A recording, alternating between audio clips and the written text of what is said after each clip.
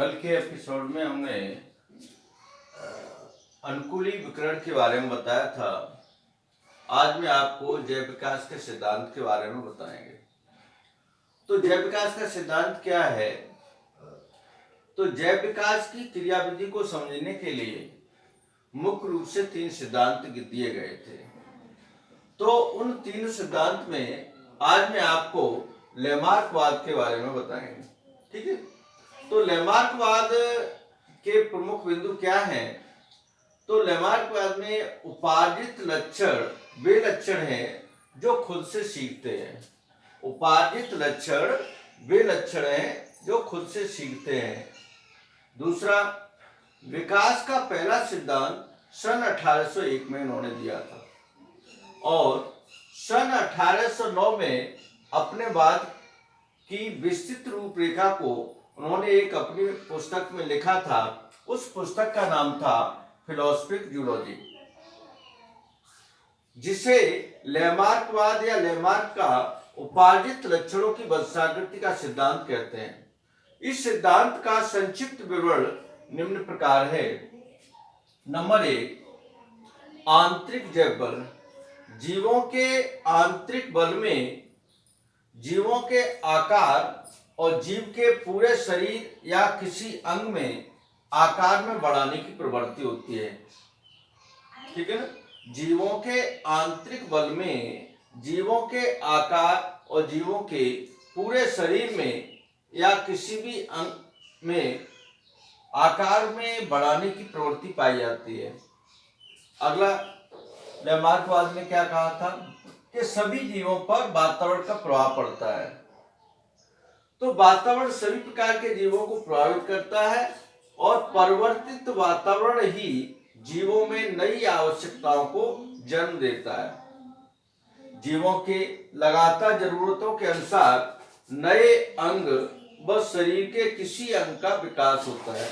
तो लैमार्क का क्या था? जीवों के लगातार जरूरतों के अनुसार, आवश्यकता के अनुसार नए अंग व शरीर के किसी अंग का विकास होता है, ऐसा लैमार्क ने कहा था। अगला, अंगों का उपयोग व अनुप्रयोग। अंगों का उपयोग करने से और इनका उपयोग न करने से क्या प्रभाव पड़ता है? तो लैमार्क ने कहा था कि अंगों का विकास जो होता है वह उसके कार्य करने की क्षमता व उसके उपयोग व अनुप्रयोग पर निर्भर करते हैं। उसमें उसका उपयोग करता है, उसमें जो क्षमता पाई जाती है उपयोग व अनुप्रयोग पर निर्भर करती है। किसी अंग का लगातार उपयोग करते रहने से, लैमार्क ने कहा था, किसी अंग का लगातार उपयोग करते रहने से वह अंग पूर्ण रूप से विकसित व मजबूत हो जाता है।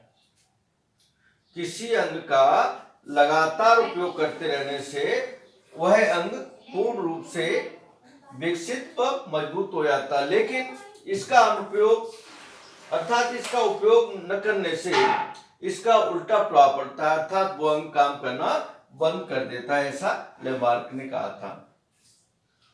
अगला बिंदु था उनका उपार्जित लक्षणों की वंशांगति।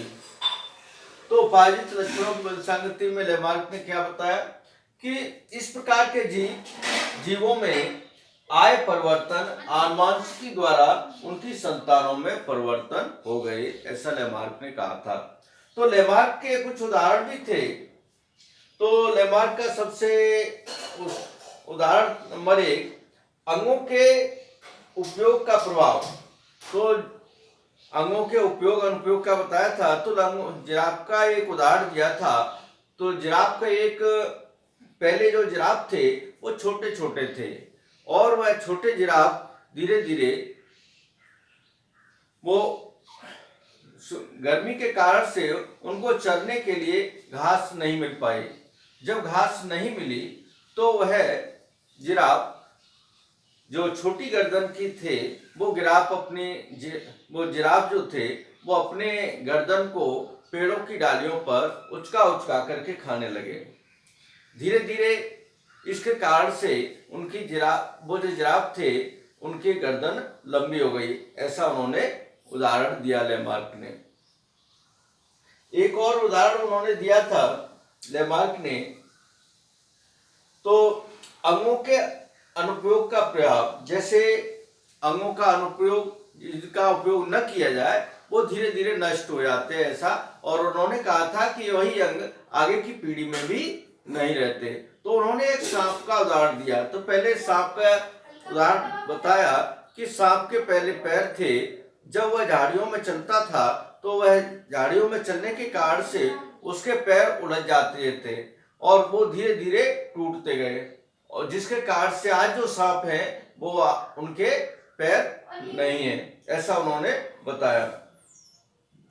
लेकिन इस पर लेमार्क की बहुत आलोचना हुई, और आलोचना में एक बीजमान वैज्ञानिक थे।